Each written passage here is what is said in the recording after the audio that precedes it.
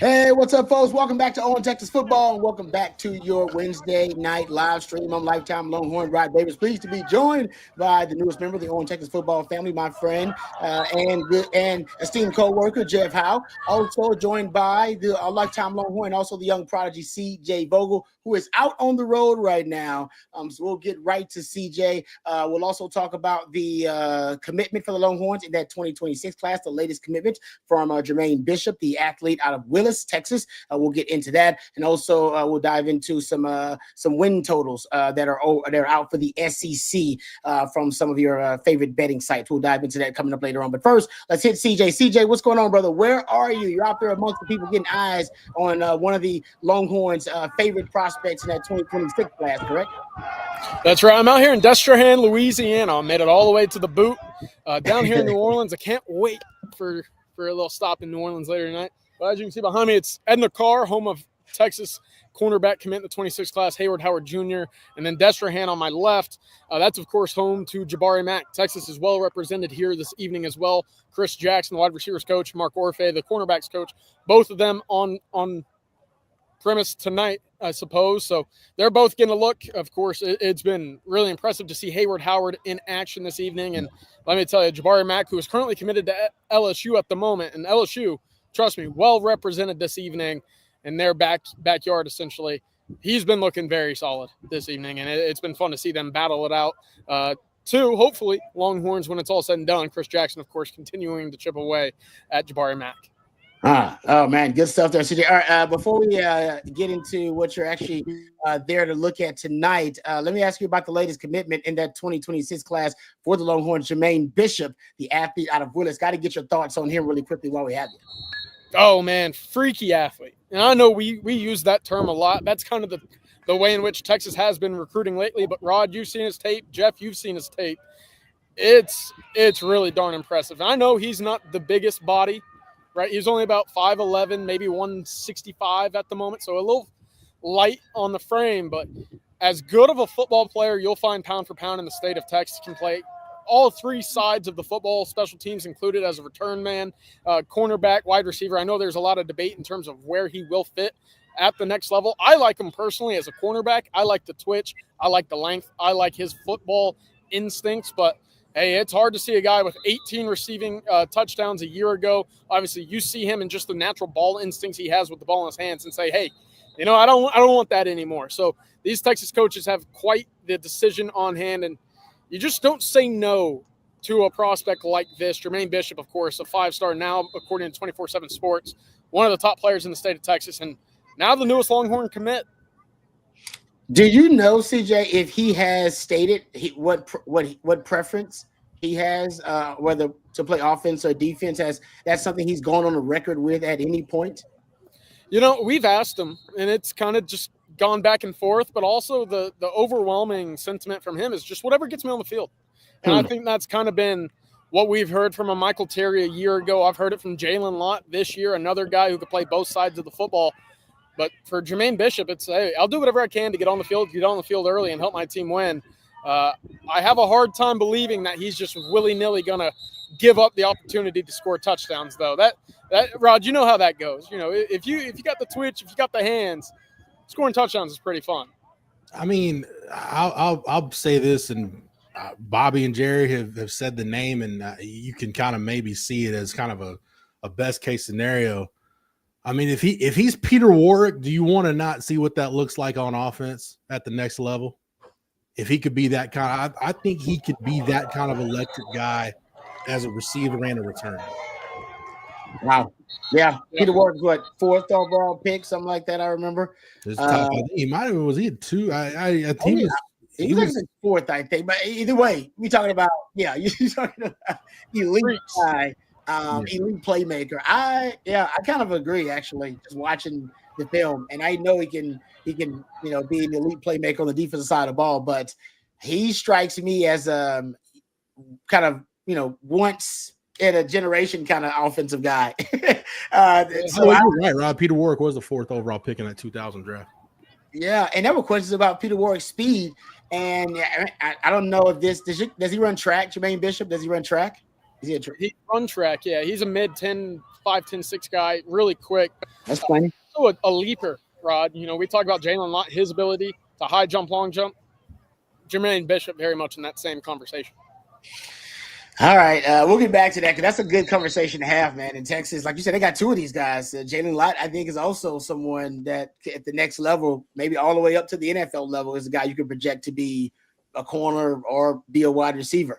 All right, let me ask you about Hayward Howard, though. What are you looking for since you got eyes there right there? You see, you keep looking back. There are plays being made. What are you looking for specifically from the young man today when you get a chance to see him? Yeah, well, I keep looking back because there's been a fan up here screaming, hit the quarterback, and I think someone finally did. So a little bit of a skirmish, but that's what, the spring's for. But on Hayward Howard specifically, I want to see the ball skills. I want to see the instincts. We know the length and we know the athleticism is there, right? That's one of the big reasons why Texas went out and added him. Of course, when we talk about this cornerback class and defensive back class and how it ends up for him to be the first guy in the boat, the first guy on the defensive side of the ball in general, it kind of gives you a nod of approval from the Texas staff and Mark Orfe, Dwayne Akina, Pete Kwiatkowski, the guys that are making the decisions for him to be the first in the boat. They know he's a talented guy. But, Rod, I know that you've seen the tape, but I know there's a deeper understanding to the position of cornerback. If I got a nub to my side, what can I do? How can I cheat my alignment to make a play in the run game, but also make sure that I'm out there in the passing situation, don't get burned deep. And, that's something that I've been trying to pick up on. Obviously, you don't see a lot of them. They're taking one out of every 3 possessions or so in this spring game. But so far, it's been a nice game. He breaks on the ball very well. He fights through hands very well. He's willing to come up and tackle and run support as well. It's been a fun watch, and I think that overall is one of the big takeaways that I've had, and something moving forward that Texas fans are going to enjoy about watching him is willing tackler and lengthy enough to make up for mistakes, and there's still a lot of growing in his game, but really solid prospect overall. All right, TJ. Oh, sorry, go ahead, Jeff. No, I was just going to say, with Hayward Howard, 2 things. I think it just goes to show the kind of job the staff did on that, and how they keep knocking their spring unofficial visits out of the park. I mean, he and his family were blown away when they came to Texas. And, Rod, we just recorded Football Theory talking about a little bit of this, but I think you're just kind of seeing the mold for Texas defensive backs right now. I mean, it seems like before too long, they're going to have a bunch of 6 foot to 6'2" guys that are long, can hang with you in man coverage, and can play the football. Yep. Ball hawk. Yep. Yeah. That fits Hayward Howard Jr., I'll tell you that. And to add to that, I talked to his dad just briefly after his Texas unofficial back in April. His dad played football at Ole Miss. He was a defensive lineman. So that's where the height, the size comes from. I don't know where the twitch comes from, but he was saying exactly that, Jeff. He said, Texas is Texas. How could you not want to play football now that they're in the SEC, now that they're winning? They got the amenities, they got the facilities, everything in Texas bigger. And we heard that from Mr. Howard Sr., and that's certainly been echoed again talking to Hayward this morning. So all in all, again, big win for Texas, and it certainly continues with the addition of Jermaine Bishop as well. CJ, where's the Ed Reed statue? That end zone. You can't see it, but they're kind of under construction, building a brand new locker room, which is named to Ed Reed. The weight room's named after Ed Reed. The new locker rooms will be after Justin Jefferson. So not a bad 1-2 tandem, all from Destrehan High School. Jabari Mack could be the third coming out of here as well. When I went down, I was down there about 10 years ago, and they talked a lot about the Jefferson family and Ed Reed. Very, very proud of their tradition there at Destrehan. Man, that's a nice little stat. I didn't know that. Yeah. Okay. Thank you, CJ. We'll let you go, brother, because it sounds like it's starting to get real hype there at practice, and I'll let you get to it. Appreciate you making the time, man, and please be safe on that road, brother. Absolutely, guys. Thank you very much, and happy Wednesday. Welcome. All right. Thank you, CJ. Doing a great job. Just doing it for you guys, man. Make sure you get over to OwenTexasFootball.com. They're dropping all the nuggets over there. But stay tuned in with us because we always make sure, whether it's Jerry on the road, I think Jerry was on the road earlier today, CJ on the road, trying to make sure they get eyes on the top prospects that Texas is interested in or that's already committed to the University of Texas. So really appreciate those guys' efforts, man. They're working hard for you guys. Mm-hmm. All right. We'll get back. I want to get to the Jermaine Bishop conversation. You brought up something with CJ that I thought It's really interesting, Jeff, that I want to come back to that. I want to circle back to it, but you guys know how it works. We'll try to answer as many questions as we can. So throw them out there. We'll try to be here for about an hour or so. Super chat to jump to the front of the line, interrupt the show at any time. As a matter of fact, let's start with the super chat from Forrest. Thank you very much, Forrest. We appreciate the kind super chat. Said, I saw Bishop absolutely eliminate Tom Ball quarterback in the playoffs. Sounded like a shooting went off. Defense or offense here. This is kind of we get to the question. Thank you, Forrest. And I've seen him and talked to people who think he's spectacular on either side of the ball. Seems like the plan is for him to play defense at Texas. And I want to get into the conversation you talked about. I just think it kind of reflects what Texas is building in the secondary, their vision. Yeah. I talked about they want to play more man coverage. They want to play more press man. Something I've said before, you got to recruit things you can't coach. And right. I think they're at the point now in the secondary. They know what they can coach and they know what they can't coach.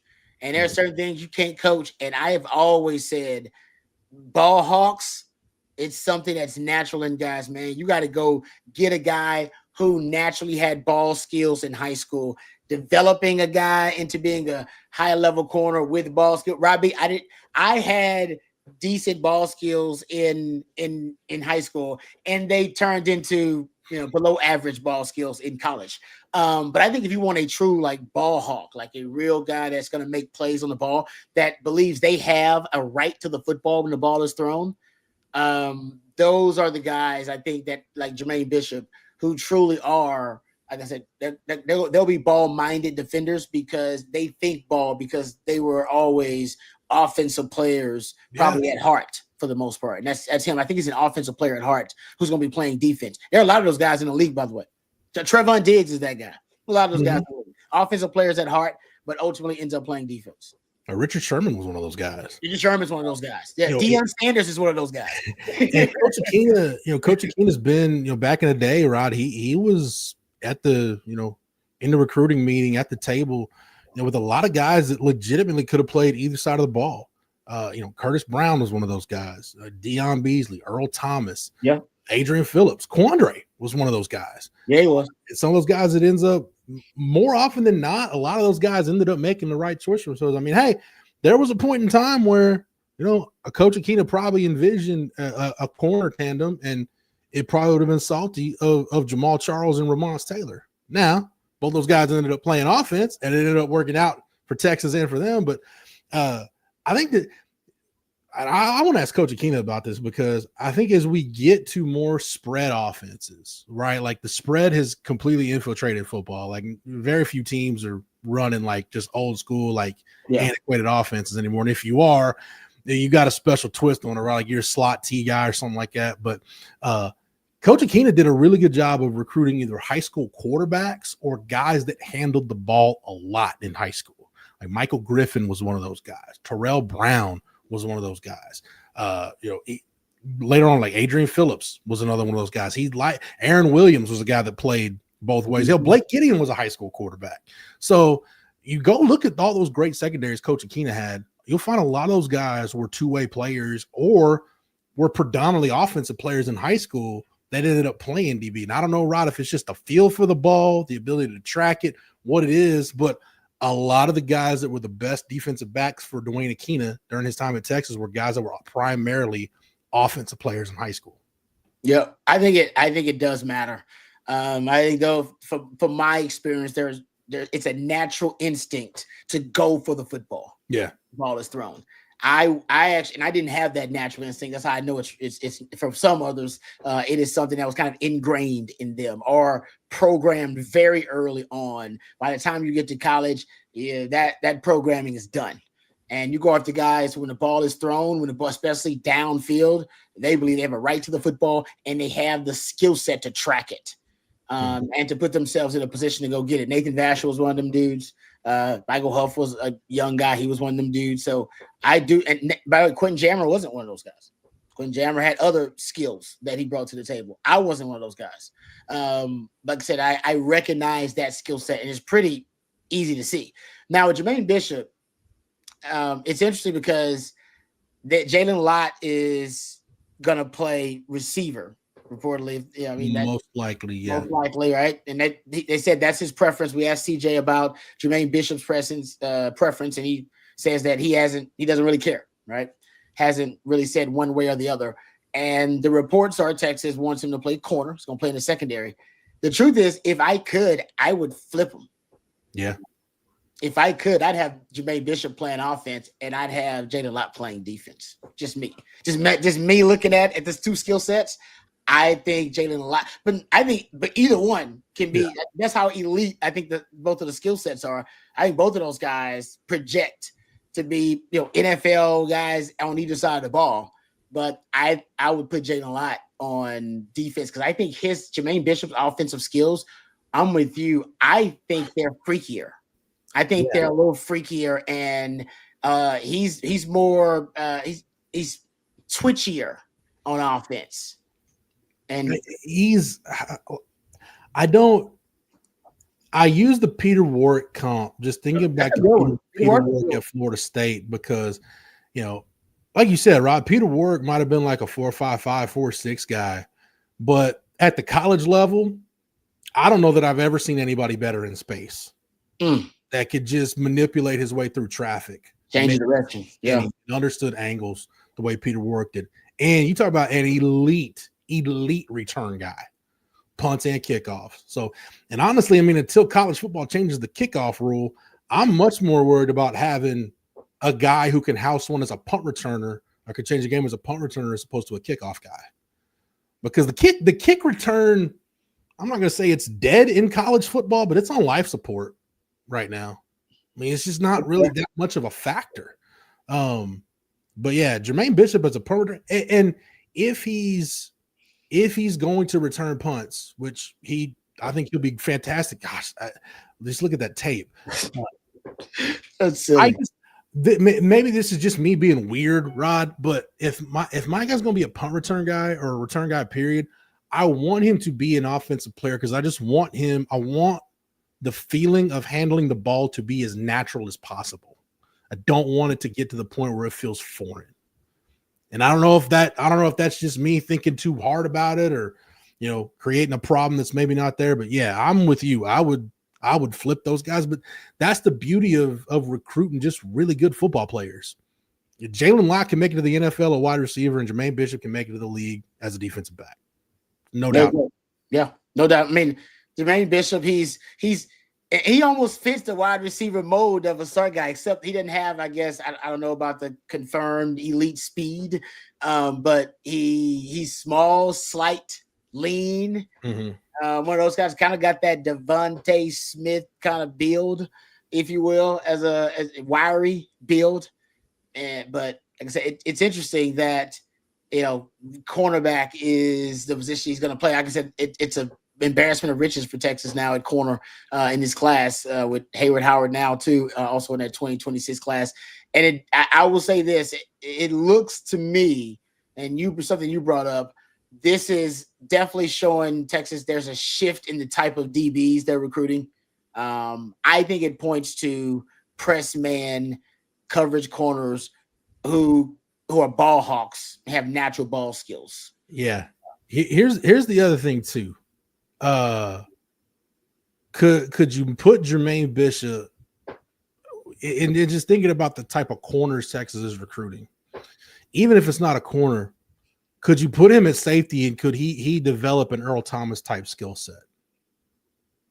Oh yeah, center fielder. Like people talk about Earl Thomas, the hitter, and Earl was a fierce hitter, but you're talking about a guy that what do you have 8-9 picks in 2009? Oh, he was a ball hawk. Should have won the Thorpe Award.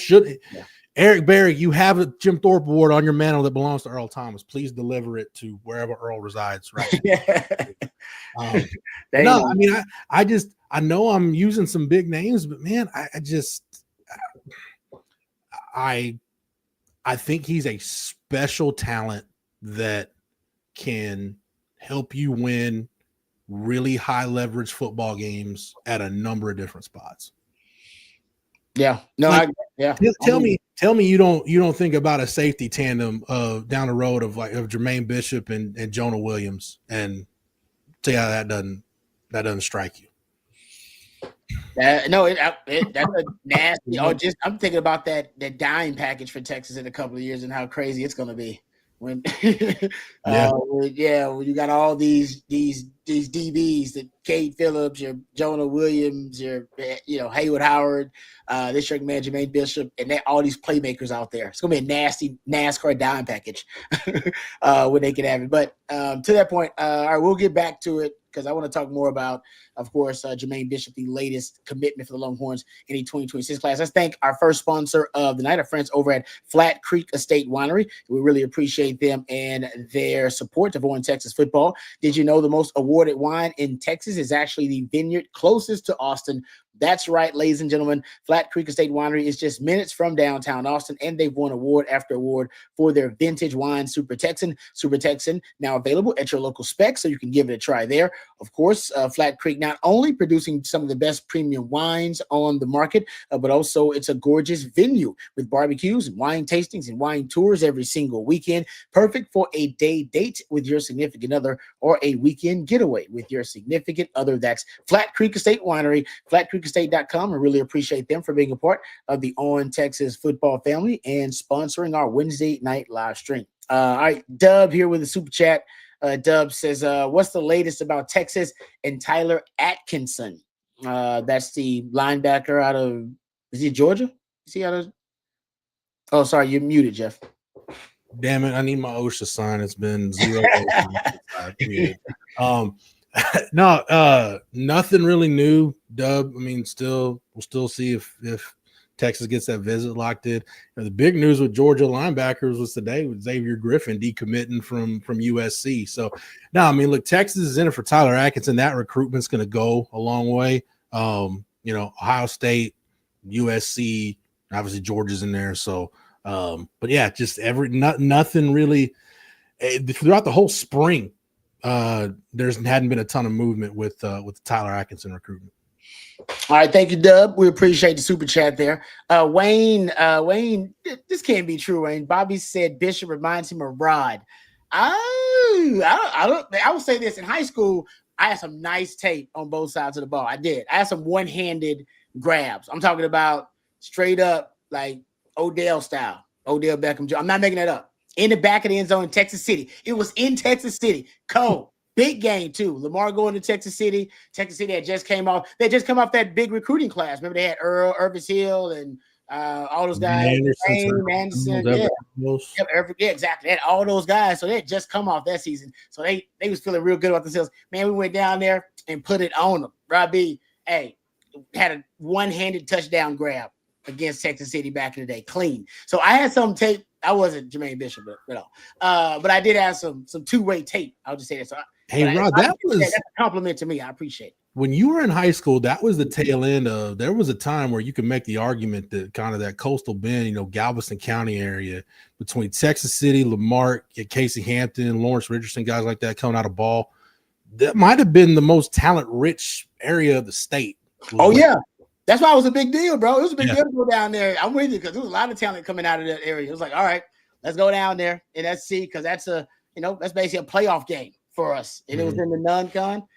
But Fred said, Bobby did say it. All right. I think maybe it was, if I'm trying to psychoanalyze Bobby and what he might have saw, maybe it's the twitch. I was kind of twitchy, actually. I was twitchy. You know what I mean? Back in the day. So I'm not just my hands. That's a different discussion of what happened to those. But I was a twitchy athlete. That was one of my big things. And this man has elite twitch for sure. I'm saying I once heard Earl Thomas tell Rod directly during Earl was on Longhorn Blitz one time. Told Rod he had the best feet in the world. You heard Earl Thomas say that. I remember that. Yeah, I do. Dwayne Akina told me one time to my face, if he had one corner he coached in a man-to-man coverage situation on third down, he's not so sure he wouldn't pick Rod B. Rod B might be the guy. That's I don't even know which was the better compliment. He said the speed. Oh, the speed. Yeah. All right, the speed and hip flips. Yeah. But I will say this: that's a great compliment. Brother said I was slow today.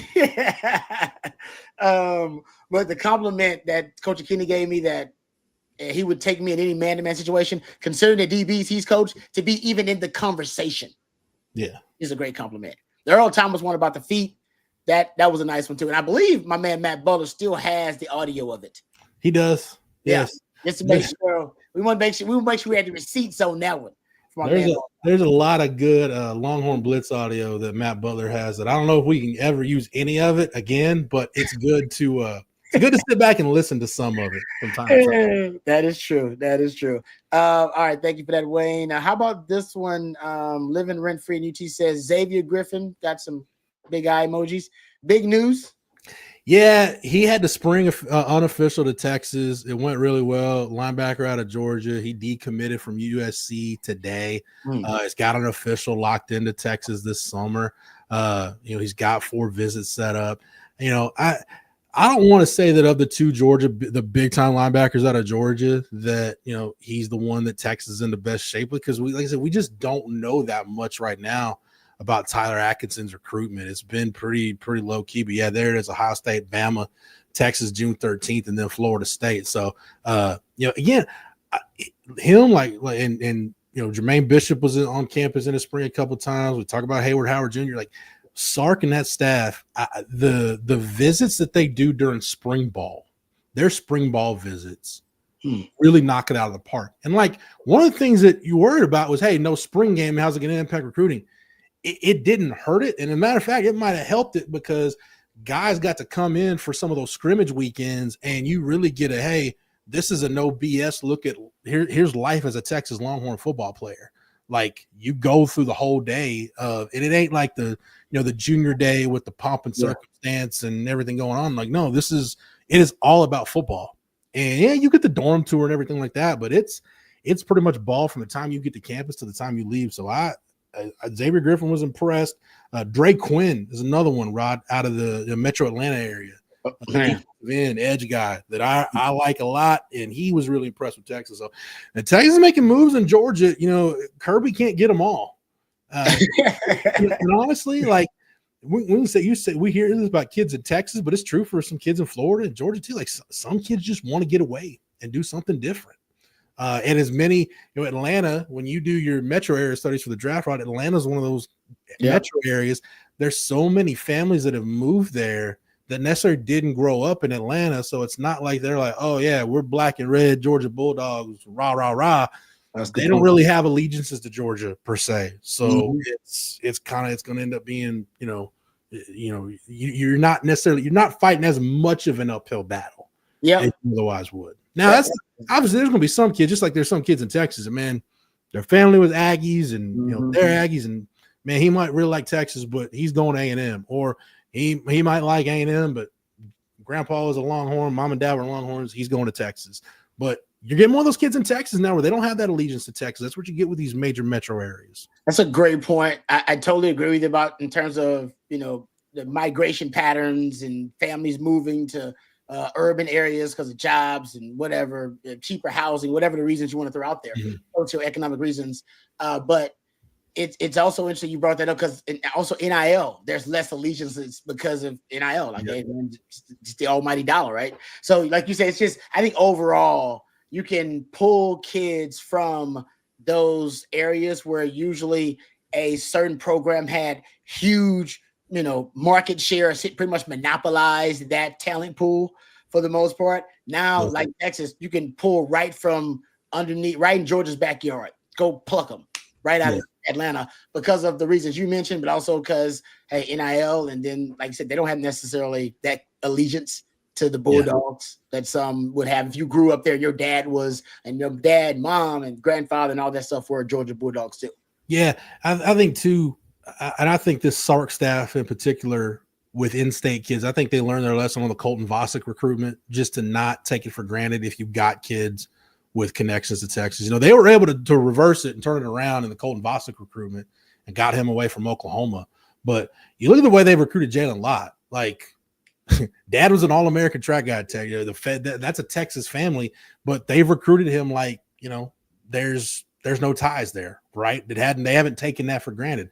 Jermaine Bishop, like you talked about, his dad played high school football as Willis. His uncle, Michael Bishop, played high school football at Willis, played K-State, played in the NFL. That's a family that's got roots in the state, but they recruited Jermaine Bishop just as hard as they're recruiting kids from Atlanta, from South Florida, or from Southern California. They're not. I think the Colton Vasek recruitment was almost a hard lesson, but it ended up being a really good lesson. That hey, even if you think you've got it in, don't take that for granted. Just recruit these kids. Like if you feel this kid can help you win a national championship, help you win an SEC title, you got to recruit this kid as hard as you possibly can.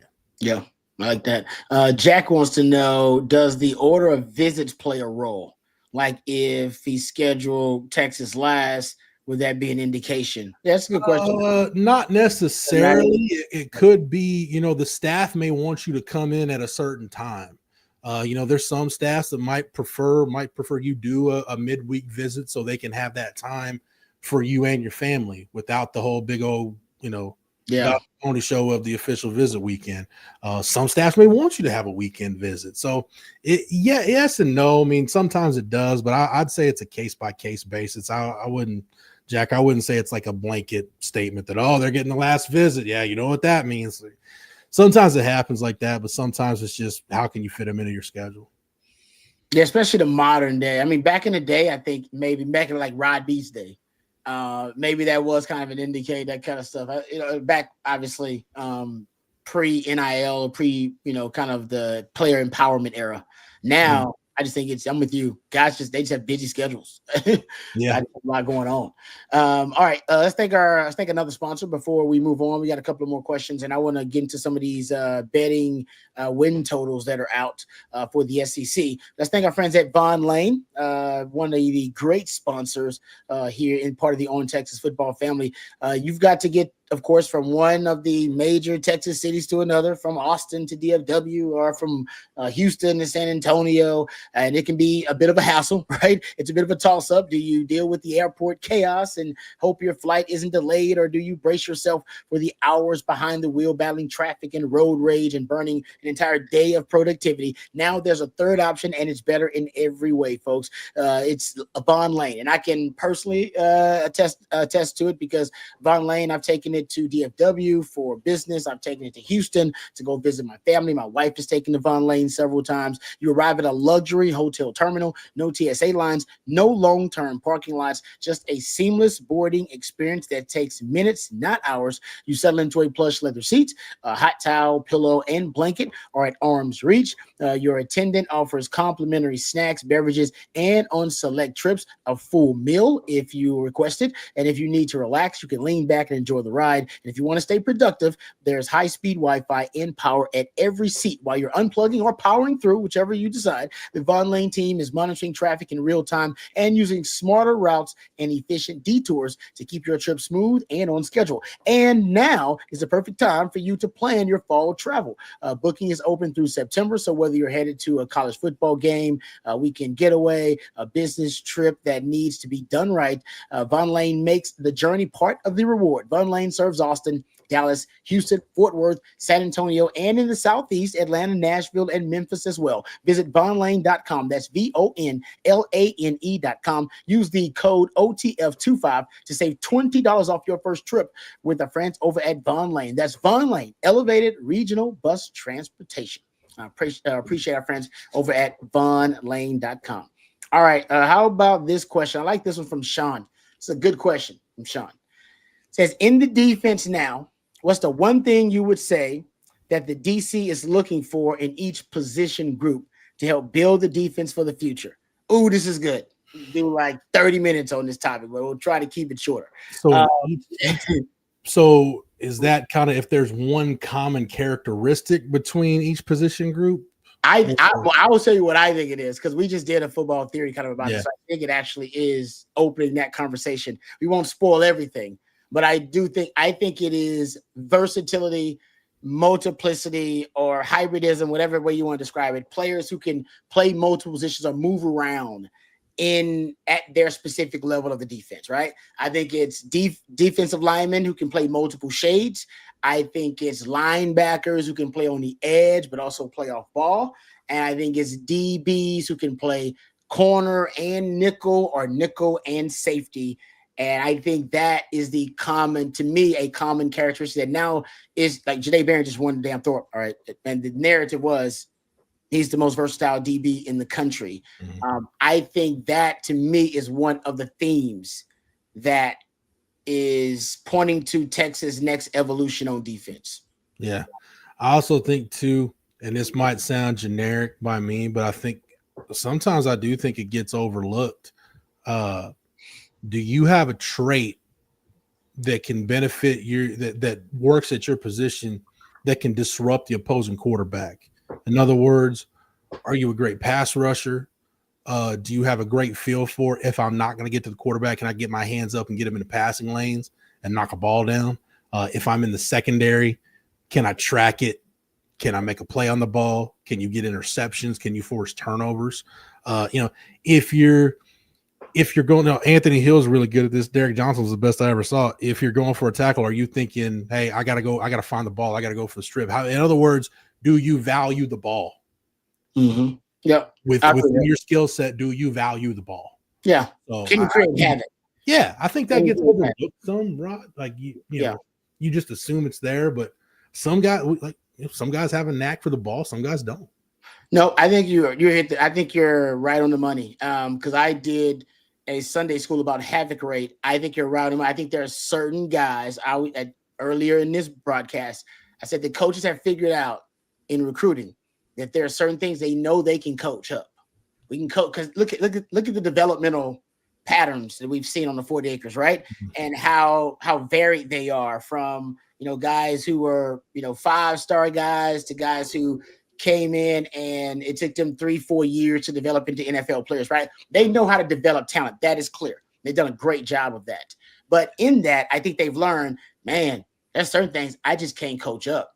I can't coach up. I need to recruit that. I need to recruit that mentality. I need to recruit that mindset. I need to recruit that skill because I can't coach it. Now, some of the things are simple. It's like, hell, I got to recruit, speed because you can't coach it, right? That's something everybody knows. I got to recruit wingspan because you can't coach it. But I'm with you. I think they're recruiting ball hawks. We talked about it in the secondary.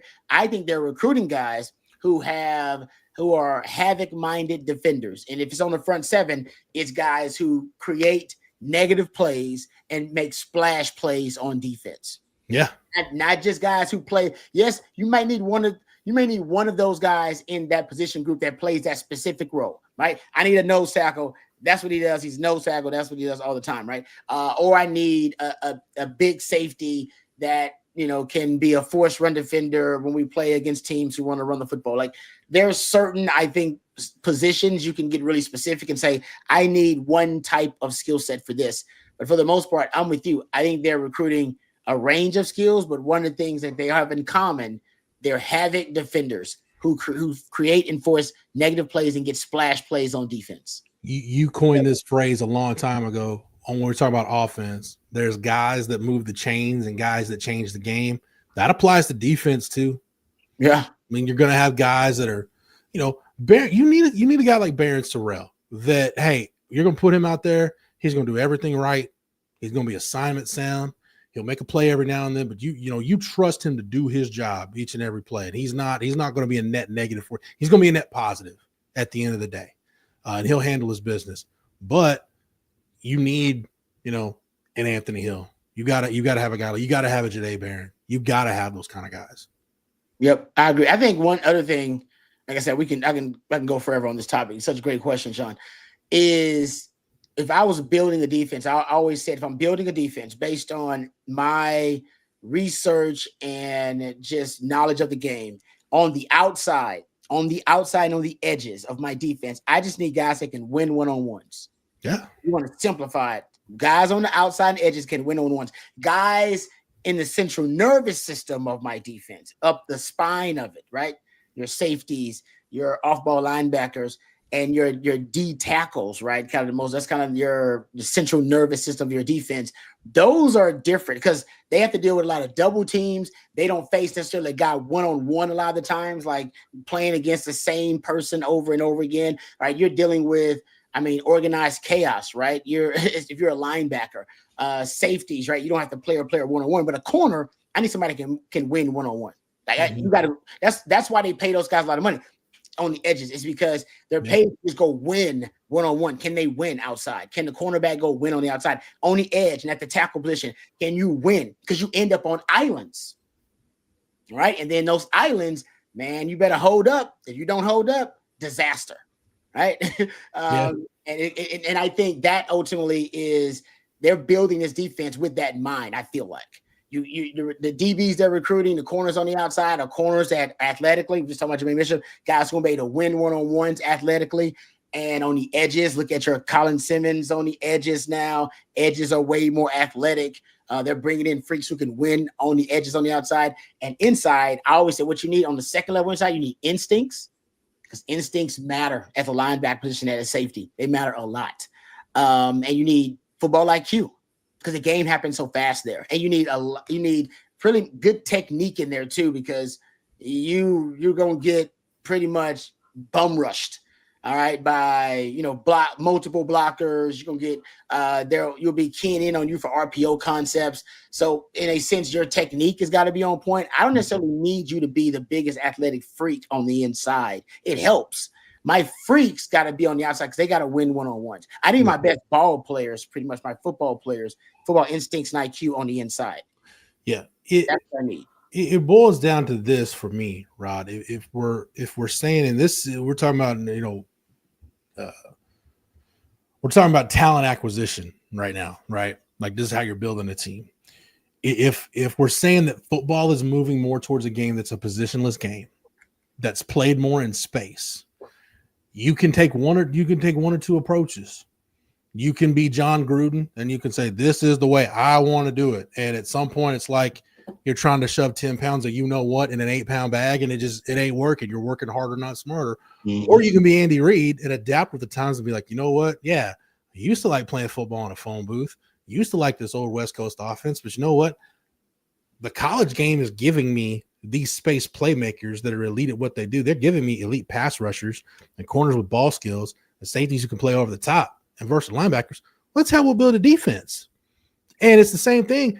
You can either say this as a college coach, you just say, this is the way we've always done it, and this is how we're going to do it. All right, great. That's the old go with God plan. Or you can look at, if we're going to be in the mix for an SEC championship and a national championship, and this is the kind of guys, we determine that these are the top guys that can get us there, and they are space playmakers and they are freaks on the edge that can win one-on-ones. That's how you got to build your football team. So you can either be John Gruden and buck the trend, or you can be Andy Reid and be like, you know what?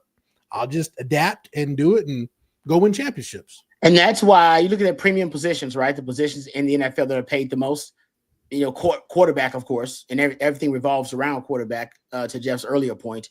But those are guys who are paid the most. Those freaky guys who can win on the edges and on the islands. Your wide receivers, your corners, your tackles, your edge defenders. And it's crazy, in the central nervous system that I value a lot building a defense, the NFL doesn't value it, right? D tackle is just starting to become considered a premium position. I said 5 years ago it should be a premium position. Now it's starting to become one in the way they pay it. But linebacker, nope. Safety, nope. The NFL doesn't value them in that regard. Yeah.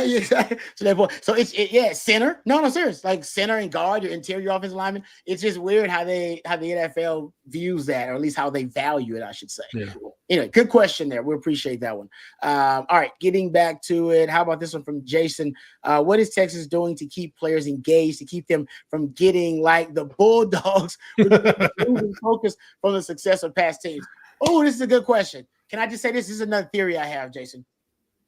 One of my theories, and I think it holds true in every sport for the most part.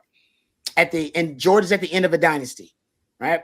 At the end of a dynasty or a dynastic run, that's when we all start to see the flaws of a dynasty, and they become glaring. Mm-hmm. And you're always like, damn, how did we didn't see that before? And sometimes they didn't exist before, and that's the natural decay of being on top for so long. You can only stay on top for so long, right? Yeah. All the odds are against you, whether you're talking about a salary cap or talking about NIL or whatever, or you're talking about the attitude of the players, losing coaches, all this kind of stuff, right? It all works against you.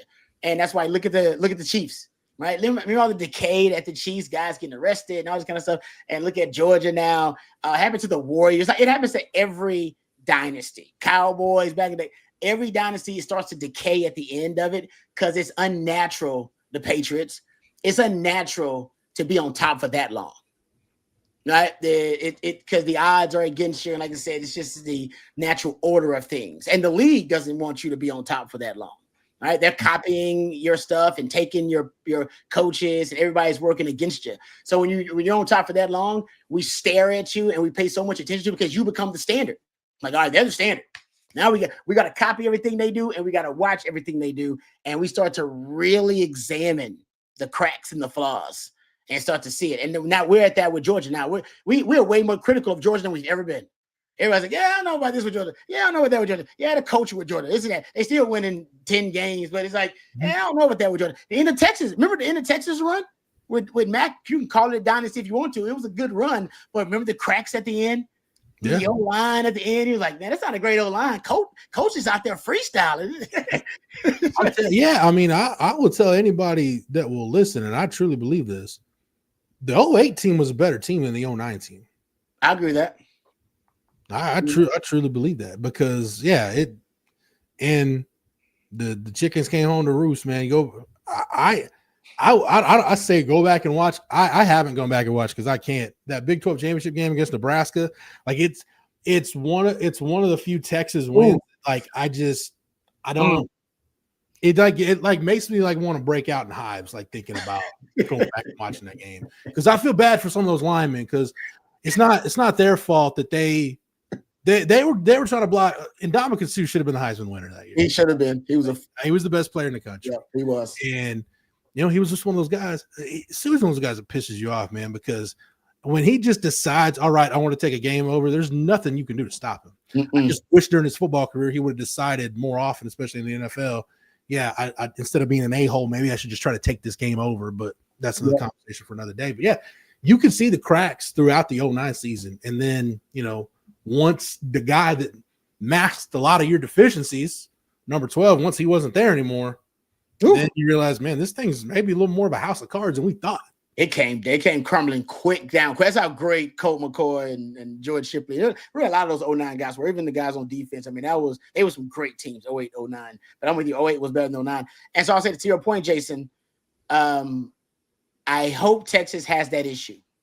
Because that would mean because right now they won't. They're ascending. They're too focused. They came up short 2 years in a row. They're not going to lose focus right now. You don't lose focus after you've already been there. What Nick Saban calls the success flu. All right, everybody's fat and happy, feeling good about themselves. Mac, that's what happened to Mac. Everybody's feeling good about themselves. We living good. The loss talked about it, warned us about it. Life is good in Austin, especially when you're winning. You have to guard against getting complacency. And once complacency sets in, it's hard to root it out, hard to get at the root of it. So they're not even close to there. Now, when they win the first one, and then going to second one, then we got to start worrying about that, Jason. I agree. Right now, this group has a crystallized focus because Sark has, he smells it. He can taste it, winning a championship. He knows this is the best window he's got with Arch. That's why you can see kind of this all-in mentality. They've stacked the roster now. We talked about the talent they've stacked there. We don't hear a lot about off-the-field issues with this team. Let's be honest. There have been a few. I know there was recently one. I'm not saying there aren't any. I mean, you got teenagers here, right? So trust me, 18 and 22-year-olds, it's a lot of bad decisions being made all the time. But for the most part, we have not had a ton of issues, systemic issues, guys getting in trouble. Because I think this ultimately, and I've met a lot of these guys, got a chance to interview them courtesy of Third and Longhorn and on this platform as well. And they are recruiting a different type of young man to this program. These guys are of high character. That's why the culture over there is really good too. Because I would say the football character is something that is a huge consideration and emphasis when they're recruiting the players, being the right fit, being compatible with the culture at Texas. So I think that being that vetting process is benefiting them a ton on the back end. Once these guys are in the program, they're just from good stock. They're good young men. I'm not saying they don't make bad decisions. They're not. Trust me, I was a good young man and went out there and acted a damn fool a lot sometimes. So it's it happens. But I do think ultimately the main thing is still the main thing. At Georgia, the main thing ain't the main thing. It ain't. I don't know what the hell they doing. Fast and the Furious. I don't know why they trying to relive that. Whatever they're going on. The main thing is not the main thing. At Texas, all the guys I talk to, the main thing is the main thing, which is football championships. Yeah. And one that was the challenge for Sark is, I remember Bijan saying Sark's first year, because remember 2020, man, I'm not going to do it, but because I don't just that season, that year took years off my life, but somebody write a book on that 2020 Texas football season, and it was a clown show from start to finish. Like it was, and the sad thing was a lot of the stuff that got talked about, 75-80% of it didn't have anything to do with what happened on the field. And I remember Bijan saying at Big 12 Media Day, Sark's first year, he said, "I'm happy that when we go into the building, it's just about football." Mm-hmm. Like Sark had to do, there was a lot of work like that Sark had to do initially. And I think guys like Bijan and Roshan and Jordan Whittington set really good examples. But to your point, Rod, like I can say all that stuff, but your point is the main point. It's the number one reason. Like everybody understands how close they are. Like they've knocked on the door twice now, and they're really freaking close. And they understand, like, hey, you go to college, you go play college football dreaming about playing for a national championship, let alone winning one. And the guys coming back, they know how close they are. So I think a lot of that polices itself. But like you said, it's when you win it, what happens? What do you do after that? Because that's honestly when a lot of the entitlement stuff started at Texas, and it just got worse and worse and worse to the point where there were guys going, "Oh yeah, I played Texas. I played DBU's." Like you didn't do nothing to build DBU. Jammer built that. Rob Babers built that. Michael Huff, Michael Griffin, Earl Thomas built that. You didn't do nothing. Yeah, agreed. Yeah, you didn't leave it better than you found it. And that should always be the goal there. As our good friend Brian Jones said, Rod, you had a culture of riders and eaters, guys that just want to ride the bus and eat the chicken fry after the game. Oh, that's a great quote from Brian Jones. Fantastic. All right, let's you know what? Before we move on, we were just talking about Colt McCoy and him carrying a lot of the weight and the burden of that 2009 season for the Longhorns. Well, a lot of that is why he has aches and pains these days, and that's why he visits our good friends over at Advanced Pain Care. So here's a message from Colt McCoy and another Longhorn great VY from our friends over at Advanced Pain Care. Pros know the pain stops here. Physical therapy helps me as an athlete then and now. And do I still need therapy? Yes. Advanced Pain Care helps with that. Injuries will stack up. They'll add up. You can't let those injuries get you down, and Advanced Pain Care has been very helpful for me. We can help with whatever's got you down, from nerve damage to our spinal cord stimulator. Pain is inevitable. Suffering is optional. Same-day appointments available. Advanced Pain Care. The pain stops here. By the way, I'm not insulting every DB that's played at Texas like in the last 10 years, because they're like, there's some guys, especially during that era, like I got a ton of respect for PJ Locke and the fact that he's carved out an NFL career the hard way. Beast. And honestly, I'll say this, he doesn't need me to defend him, but because I just kind of felt for the way, his senior year went. I don't know. There's been a lot of tough Longhorn football players, but knowing what Brandon Jones played with that shoulder through his senior year, yeah, if I'm power ranking the toughest, he's in the conversation for number one. Yeah, Brandon Jones is a tough ass dude. Yep, he's a tough mofo. I'm with you on that. A lot of respect for Brandon Jones. All right, let's get back. Shout out B. Jones if you happen to come across this. B. Jones, not Brian Jones, Brandon Jones. Well, and Brian Jones too. Oh, yeah, both Brian and Brandon. All right, Marco here says, Rod, what would you say was your individual best game at UT? Ooh. And as a secondary? That is a great question, Marco. I don't think I've ever. I should go through and look at the stats actually one day. I'll tell you what I think your best game was, honestly. Go ahead. Your senior year, the Oklahoma State game. That was a good one. Oklahoma State was a good one. Because you know why that was a good one, Jeff? Because it was a story. It's a story to it. Because it's right before Oklahoma, I believe. We play Oklahoma the next week. So we're in a dog fight with Oklahoma State. Like always, I mean, every Texas team has a story about a dog fight with Oklahoma State. You hope you come away with the win. And Rashawn Woods was a first round pick that they had a receiver. And I had these assignment most of the day, I believe. Most of the time I ended up on them. Not all the time, but most of the time I did. And we had good corners, so there was no need for me to shadow him. I didn't shadow him because we had Nathan Vasher too. So, yeah, we had two really good ones. You couldn't avoid that. But I got beaten that game. This is a great story. Yeah. I got beat. I got beat on the deep ball, actually. I got beat on a touchdown. I beat on a touchdown. It's a dog fight. I don't remember, and I believe the touchdown I gave up, they take the lead. Yeah. If they take the lead, or they're within like 3 or something like that. It make it real close. And CD might start sending me clips from it. Who knows? And I give up the touchdown. So I'm down on myself. And Coach Aquino, I can hear him. They want to go for 2. I can hear Coach Aquino from the sideline saying, "They're coming after you, Beavers. They're coming after you. They're coming after you. They're coming after. They want to take your pride, man." Because he could see me. He was like, he knows I was pissed off about it. Yeah. I shouldn't have gave it up. I'm a better player than that.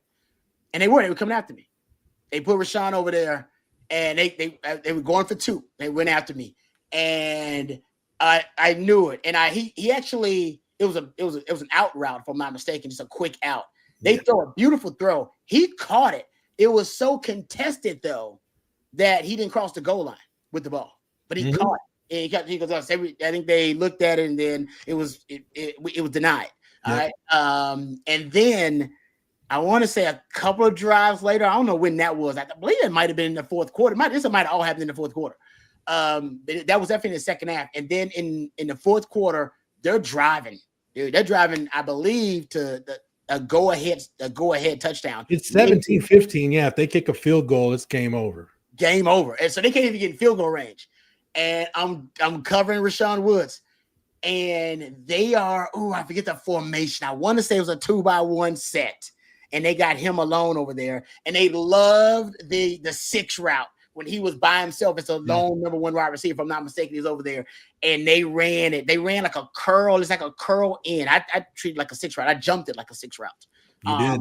And I went underneath it. And dude, it was round. It was just as I thought it was going to be. It was all film prep. And they was running one of their favorite concepts. They run all year long. And I jumped it, and got the pick. Game-saving interception. That was a hell of a game. That 2-week stretch, you had that, and then you had the pick 6 against OU. That probably got you All-American right there, just out of those back-to-back games. Yeah. You're right about that. That was a good stretch. I was in the Thorpe. That's when I think I became a Thorpe semi-finalist. Yes, sir. Yeah. You know what else, Rod? You know what else you did? Yeah. That's why when you guys played in Lincoln later in the year, they remembered that because Nebraska was driving. They were trying to go in the end zone score. They didn't try you.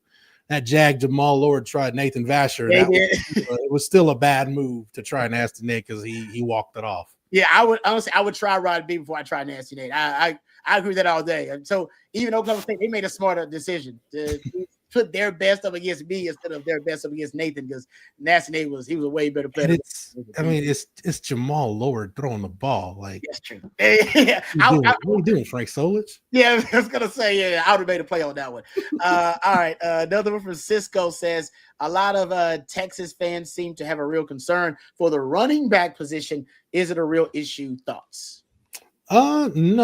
No, it's just you just got some uncertainty. Yeah. Look, Trey Wisner averaged 4.7 a carry last year, had 1,000 yards. If you're returning 1,000-yard back, I'm not too concerned. I think here's the deal though. And I think you're going to get some productive carries from James Simon. I think Jarrett Gibson's going to be better. It all depends on what are your expectations for CJ Baxter. So this could be everybody listening. This could be a you problem.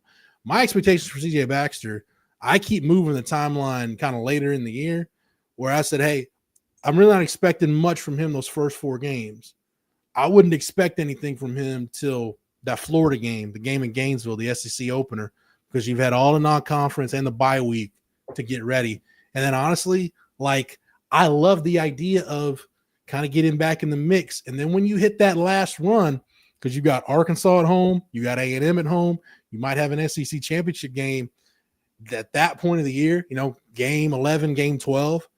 and then for hopefully a college football playoff run, turning loose a fresh, rejuvenated CJ Baxter on tired defenses. Yeah, I love that idea. So I think your outlook on running back, it all depends on what do you expect Baxter to do this year. Yeah, I agree with you on that. And how quickly do you integrate him into the running game as the featured back, which he will be when he's completely healthy. And if you get a healthy CJ Baxter and a healthy Trey Wisner, I don't know how long you get it, but the hope is that you get it at the perfect time this next season. You get it right toward the end of SEC play or middle of SEC play. That's perfect timing for you to peak at the right time. I mean, it's almost like you're an NFL team that got a running back before the trade deadline. There you go. Or you got, oh, hey, this guy's just coming off of IR. Now we get him. Now we get to use him, and he's fresh. But think about last year, Wisner missed a little bit of time. Blue missed a little bit of time. So you had different guys going through injuries and stuff last year. Like all those guys are going to get a shot. You've got numbers.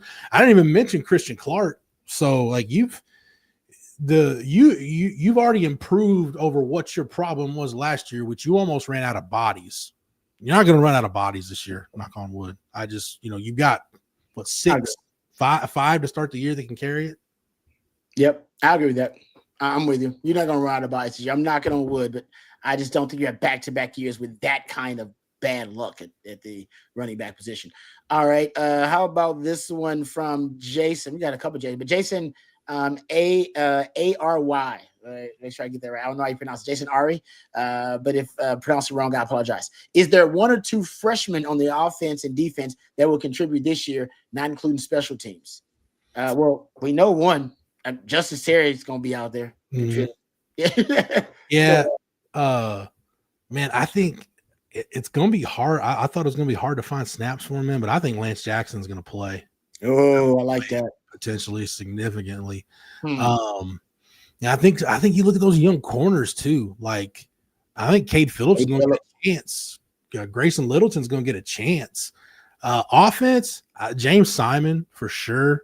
I think, Nick Townsend is going to be one. They'll integrate him in there a little bit. And then, those freshman wide receivers, man, all three of those guys got a chance. Or four, because Michael Terry's rate of development after the summer going into camp, I want to see how improved he is from the little snapshot we got in spring ball. What does he look like when camp starts? Mm-hmm. And it's a vastly different kid that you see. Here's a kid now who's acclimated to college football, at least from a practice standpoint. If he's ready to take off, well, hell, now you got four that could potentially play out of that freshman class. I can't wait to see if there's any freshman that play versus Ohio State.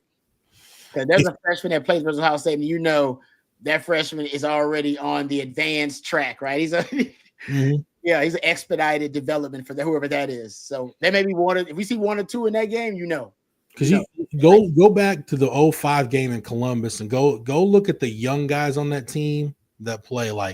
There's a young Jamal Charles out there. There's a young Brian Arakpo out there. There's a young Roy Miller. You're a dog if you get on the field for one of those games. Agreed. Totally agree with that. All right. How about this one? Hypothetical for Marco. Which team do you take? 2008 with Jamal Charles choosing to return, or 2023 with Bijan Robinson choosing to return? 2008. Yeah. It's Colt. Colt's the difference, though. Colt, and you got Colt with Jordan. Oh, man. With Jordan and Quan? No, it's 2008, dog. To me, it ain't even close. I don't even need to talk about. I'm good. We can discuss if you want to. I'm 2008 on the way. I mean, I see what you're saying, Rod, but I'm just speaking from the limb I've stepped out on. I did say if Jonathan Brooks doesn't get hurt, Texas wins a national championship.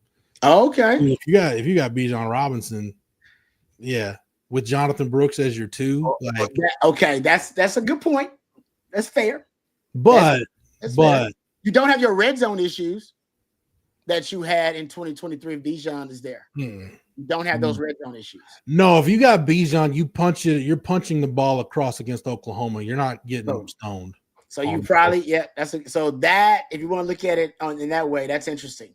And Sark probably calls games differently too. Like he probably calls that Washington game differently because he has a running back that he trusts. He has a running game that he trusts. I just don't know that he trusted CJ Baxter and Jaden Blue enough yet at that point without Jonathan Brooks. That third quarter. And when they put the ball on the ground, there was even less reason to trust him. That third quarter was brutal. Yeah.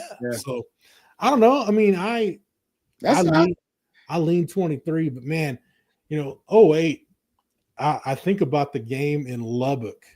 When they're coming after Colt and the O-line didn't have it. I mean, if you just had, because Jamal Charles, Jamal got so much better throughout his junior year that by the end of the year, you could make the case he's one of the top 2 or 3 backs in the country. I mean, he rushed for like 200 yards in a fourth quarter against Nebraska. I know that wasn't a vintage Nebraska defense, but I don't care who. That's hard to do in a video game. Rush for 200 yards in a quarter. Yeah. So yeah, me personally, I would say 23, just barely. Like it's almost a coin flip for me. Yeah. I like that. All right, let's get Cisco Keelan Robinson's probably not returning kickoffs with a cast against Washington. Let's get to our final sponsor of the evening, our friends over at South Point Dodge.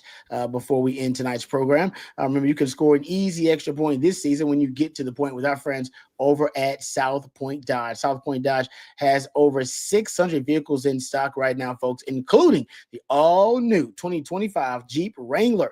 Get the real deal today and drive away in the Jeep Wrangler, a vehicle built for adventure. Plus, you can get employee incentive pricing. That's right, folks. You pay what the employees pay right now at South Point Dodge. Whether you need a new car, used car, a truck, or a car, if you need a trade-in, whatever you need, South Point Dodge is Austin's automotive everything. And right now, you get the employee discounts.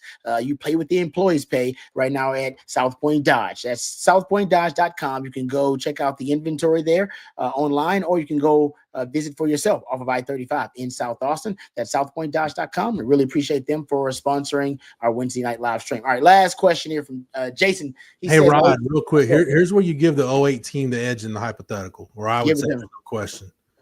You forget, not only did Jamal Charles leave early after the 07 season, Jermichael Finley left early too. Oh, yeah, it's true.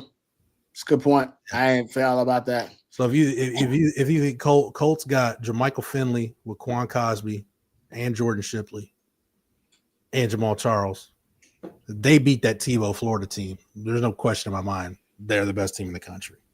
Yeah, I'll agree with you on that. Yeah, that 08 team was that was nasty. But about Bijan's impact though on the 2023. If they don't have the red zone issues, they beat Oklahoma, and they probably versus Washington may get it in too. So I think they get to the championship, and then anything can happen versus Michigan. So all right, thank you, Mark, for that. But Jason says, last one: who's the best OC Texas has played against since 2000? Same question for DC. I don't know about OC and DC because that would be tough, like the play callers, defensive minds and offensive minds. That would probably be easier to will it down to. I mean, offensive minds, at one point, Lincoln Riley was considered one of the best offensive minds. And then you had Mike Leach, of course, great offensive mind, all time, great offensive mind. Those are two that stand out. Defense, still got to look to Oklahoma. Bob Stoops, Bob Stoops brought a great defense and he brought the air raid, by the way, too, with him. Bob Stoops is a great defensive mind you face. John Haycock in the 3 high. I probably don't give enough credit, but that defense has really kind of transformed college football, and Texas is one of the first to face it, truth be told. I mean, if you're talking about offensive minds, I think if you look at just the totality of it, Mike Leach made Tech a lot more competitive than what you look at their roster and would expected them to be. I mean, it was a challenge facing that Mike Leach offense. So I would say even over Lincoln Riley, I would say probably Mike Leach. If we're talking about just offensive minds off the top of my head. I mean, defensively, it's hard. You probably face bigger names. It's just hard for me to forget how nasty those OU defenses were with Mike Stoops as the DC. I mean, Bob was the brain trust, but you know, I mean, you think about Tommy Harris and Derek Strait and Lehman, they had some you know, as much as it hurt the 2001 Texas OU game, it's one of my favorite games in that series, and it's a game Texas lost because if somebody don't know, hey, what's that series all about? I would put that game on because I'm like, I want you to watch these two teams just beat the piss out of each other for 60 minutes. And it's a shame somebody had to lose because both teams showed up for a fist fight and a football game just happened to break out. You got to throw Kirby in there. I mean, you just face Georgia, and I'm just talking about defensive minds. I know somebody else is calling the plays. Bernard Horn makes a good point out. If we're just talking about just OC, like for 1 year, Joe Brady in 2019, maybe. Joe Brady was good. Yeah. I mean, he plays Dave Aranda in as a defensive coordinator. He was good then, too. It's good mind as a DC at that time. Elite. You know, by the end of their tenure, I mean, granted, we didn't get to see it for a long time, but what Matt Rule and Phil Snow were doing at Baylor at the end, they were pretty freaking good. Yeah, no, you're right about that too. No, I agree with that. Trying to think of what other great offensive minds they might have faced. Could be considered all-time great offensive. But I mean, you really can't get better than the Mike Leach because Mike Leach is. I know people don't want to mention his name, but you got to talk about Art Briles. Yeah, you do. I agree with that. You do have to throw Art Briles in the conversation. Got to put him in the conversation. Yep. Yeah. Whether you like it or not. People now mention bringing him up. Yeah. All right. Good question there. Last one, super chat here from Jerry Jack Links says, I don't get to watch these live very often because I'm busy putting the kiddos down. Speaking of Rod B, how's the dad life? Nobody ever asked how's the dad doing. Thank you, Jerry Jackson. Yeah, I know if I try to get in there, usually around 8:30, I can catch the baby girl before she's put down, and I can try to help put her to sleep. But thank you for asking. I appreciate it. It's great. It's fantastic. Baby girl, she's 19 months now, going on 21 years old. So we're having fun though. We haven't even put her in child care yet. So it's just been me and wifey kind of tag teaming. So we've been, putting in the hard work, getting to know her. We're going to start child care, I think, in like 3 months. And that'll be fun. She's got attachment issues right now, so we need to get it going. Lord, she's too attached to mom at this point. So I don't know if we're raising a social butterfly over here. That's definitely not me. Even knows me knows that's not me. So she definitely gets that from my wife. Yeah, see, that's what I need though. She's too attached. She's been with us too long. We gotta start getting her around other folks and hanging out with the people. But Jerry Jack, I appreciate the super chat. Thank you very much. And thank you for asking about the dad life. And thanks for joining us. We know you don't get to do that very often. All right. Thanks to Matthew behind the scenes. He's a real MVP. Thank you guys for the super chats and all the questions. If we didn't get to any of your some of your questions, we apologize about that. Please direct them to the guys at Coffee and Football tomorrow morning, Jerry and Bobby, bright and early. Also, I want to thank our sponsors as well. Had 21 months that she get a 21 jersey. Oh, that's good. I probably do need to try to get a number 21 jersey for baby girl. I didn't think about that, Marco, while I'm still the greatest number 21 before somebody ends up surpassing me. But thank you to our sponsors, Advanced Pain Care. Thank you to our friends over at Von Lane, vonlane.com. Use that code OTF25 to get $20 off your first ride. Thank you to Flat Creek, flatcreekestate.com. Thank you to our friends over at South Point Dodge, southpointdodge.com as well. All right, thank you guys. We really appreciate it. It means a lot, you guys being a part of this Owen Texas football family. That's what we consider you guys to be, is family. Thanks to Matthew, he's the real MVP. Thank you, Jeff, as well, for all your hard work. Tomorrow, remember, we also have the winning drive tomorrow. There'll be myself, Coach Bob Shipley, and CJ Vogel. That'll be around 3:15 tomorrow if you missed any of your questions. All right, so thanks to all of you. Football Theory on the channel 2 tomorrow. Boom, that's right. Football Theory is coming out. We always got you covered. Anything breaks, keep it tuned here on OwenTexasFootball.com and on Texas Football, the YouTube platform. For Jeff and for Matthew and for all of our sponsors, thank you very, very much. Until next time. Okay.